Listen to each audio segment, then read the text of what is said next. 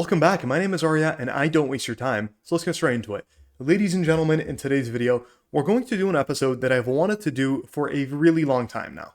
We're going to be talking about the various different economic moats that exist in the marketplace today, and this is probably something that is integral to every single investment that I've made in the past. It's probably the reason why I actually even started this channel to begin with, to analyze moats, to analyze competitive advantages of various different businesses, and to try to spread the knowledge of why these businesses are able to produce outsized returns for an extended period of time. What is so special about some of these businesses that just keep compounding for decades and decades and decades and are likely going to do so in the future? What is the one single differentiating factor that some of these businesses possess over your average run-of-the-mill stock that makes it into a Motley Fool article?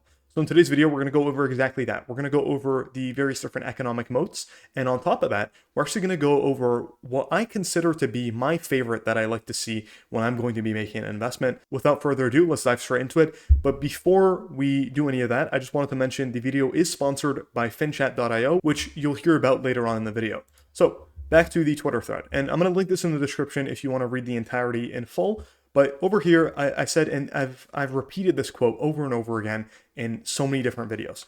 But I seriously believe the wisdom that is captured in just a handful of words here is absolutely brilliant. So Moody's CEO, which I've done a video on S&P Global, not Moody's. It's the credit rating agency that rates all the debt in around the globe, actually. But the former Moody's CEO, Ray McDaniel, he described his business as a standard business where the network effects created by your past sales give you the right to make your next sale. So he said a lot there, and to the average layman, you probably missed a couple details there, but he said network effects. So network effects would mean that as there's more people that join any different network, the value of it grows exponentially. So WhatsApp is kind of like a classic example of this. If it was just me and you that are texting back and forth on WhatsApp, the value of that network is not that high because there's only two possible people you could message. The brilliance of WhatsApp or the brilliance of Instagram is the fact that there's like 2, 3, 4 million users around the globe that use WhatsApp and use Instagram, or even YouTube. YouTube is a classic network effect. If there was only like 100 YouTubers on YouTube, it probably wouldn't be that popular of a platform. But the fact that there's millions of YouTubers and there's like hundreds of millions of viewers on YouTube, it creates a very powerful network effect whereby there's a lot of viewers demanding a lot of content from a lot of creators. Now that I think about it, YouTube is probably a better example of that. So he says the network effects created by your past sales give you the right to your next sale. And again, going back to kind of the YouTube example here, is if you were to imagine YouTube to have like a subscription. You know what? Let's switch the analogy to Netflix. They charge you a $15 subscription per month for you to be able to gain access to their catalog of content and whatnot. And then over time, obviously, Netflix is able to grow and whatnot, and maybe they go from a couple million users to tens of millions of users. So now they have a bigger content budget, and they start to increase the content, and it improves exponentially and whatnot, right? But the brilliance of that business model is the network effects that's created. So as there's more people using Netflix, they're going to recommend it to friends. Oh, did you see this new show that just came out on Netflix? It's so incredible. Squid Games or Wednesday, or I don't know what the hot show is this time of year. I don't actually have a Netflix subscription, by the way. Too cheap for that. But you get the idea. So over time, different people, they talk to each other. It kind of becomes an entity of pop culture. And then because you've made sales on, for example, your first 10 million users, that gives you the right to your next sale. Because those 10 million people, if they're happy with the service, they go out and they tell their friends, and then that gives you the right to the next sale. So it creates this network effect of people having hype around Netflix and just engaging with Netflix and the brand and whatnot, right? Another easy example that you could think about is Microsoft. Microsoft PowerPoint and Excel and Word, right? So that's become like a standard of, if you want to create a spreadsheet or you want to do something on a spreadsheet, you use Excel. Or, if you want to, for example, create a slideshow and whatnot, you use PowerPoint. So it's become a standard, and it's become a standard in the people's minds, and the mind share that is created between just the millions and millions of professionals around the world of, if you want to create a presentation, you're going to use PowerPoint. It's become a standard. It's ingrained in their brain that we're going to be using Microsoft PowerPoint, right? Over time, because this has been so ingrained into just the worldwide professional culture. This allows for Microsoft, because they made sales in the 1990s and the 2000s and whatnot, of making this 365 Office suite, because they made those sales 2-3 decades ago, that gives them the right to make the next sale today, right? Even though they made those sales so far back. And furthermore, if we scroll down, so I actually gave the Microsoft example here. I gave a couple more examples. Salesforce, which is the company that I actually own in the portfolio myself. Salesforce kind of operates in a similar fashion because they're the biggest. I think they have like 22% market share in the customer relationship management software business. Because they have 22% market share, they've become the standard of that industry. They're the number one player. They're the most used player across all various different businesses in the world. And so it's like when you go into a new business, having the experience of how Salesforce works and being familiar with the user interface and whatnot, that's become valuable. It's become a standard of understanding how to use Salesforce and being good with Salesforce, understanding where XYZ button is, and being familiar with it, right? And something interesting to note about most of these software businesses, because in most cases these standards are software businesses, is at some point they start giving away their software to universities for free. So Autodesk gives the software to university undergraduates for free. Salesforce, I believe, does the same thing. I know Microsoft does the same thing because I've used it myself in university, right? And a couple other of these businesses, they give their software away for free. I know S&P Global, they actually provide a lot of their data and Capital IQ Pro and all that type of stuff. They provide that to universities for free. Why? They want people to be using these different softwares and using these different data tools and whatnot, and getting used to the user interface and kind of creating like a switching cost, right? Like if you were to, for example, be using Excel for all your university years, and then all of a sudden you want to switch to Google, like there's a little bit of friction in between there, because when you click the enter key, it doesn't exactly behave like it does on Excel and all that type of stuff, right? So I've noticed that with these different businesses, once they get into the universities, it's wraps, right? Like it's over from there. They've become the standard, right? So again, a couple of these examples. Intuit, they provide small business accounting software, like 80% market share or something ridiculous. Again, the standard. We could go through all these different examples, but I mean, like Uber, another obvious example of this, right? Like when you think of calling a taxi now, oh, just get an Uber.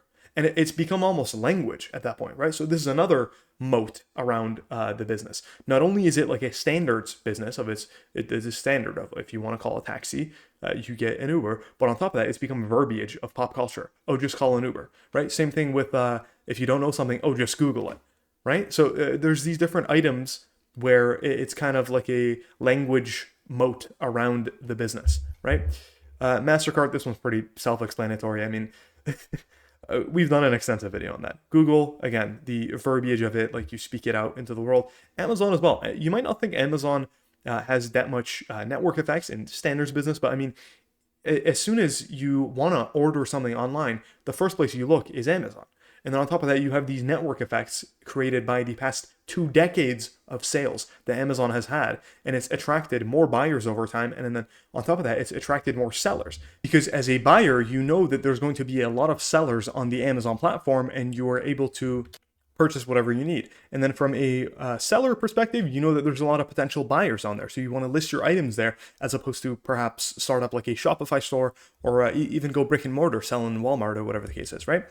TSMC, again, this is like another standards business, because if you're designing your chips, you're going to want to have it in like a TSMC factory as opposed to an Intel factory, because Intel also designs their chips, right? So over time, TSMC's become the default choice there. And that's honestly how I would sum up all these different businesses. It's become the default choice. All these different businesses, they are the default choice of their industry. When you think of a ride sharing and ride hailing service, you're thinking of Uber. When you're thinking of buying something online, you're thinking of Amazon. When you're thinking of searching something online, that's Google, right? So it's become the default and the standard of every single industry, because they've been around for so long, and because they've been the number one biggest scale player for, in some cases, decades and decades. The network effects created by your past sales gives you the right to your next sale. This is just absolute brilliance by the CEO of Moody's, Ray McDaniel. in the standards moat, if you will. It's not really something too popular, but being the standard of an industry is something that I look for with almost every single investment that I put my money into.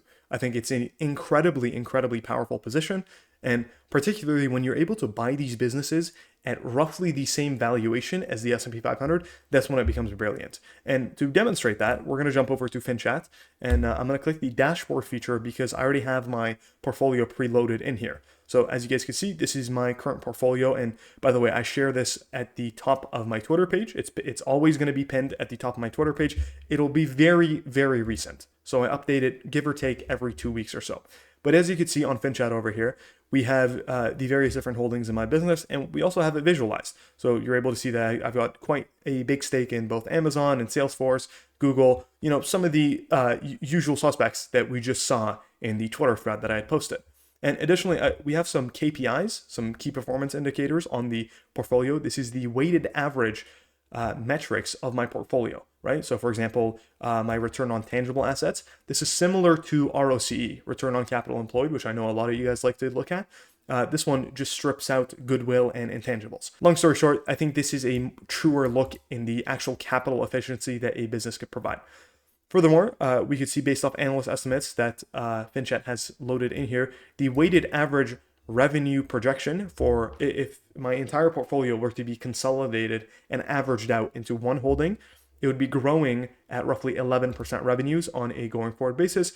But on a cash flow perspective and even EPS, you're looking at roughly 25% profits growth.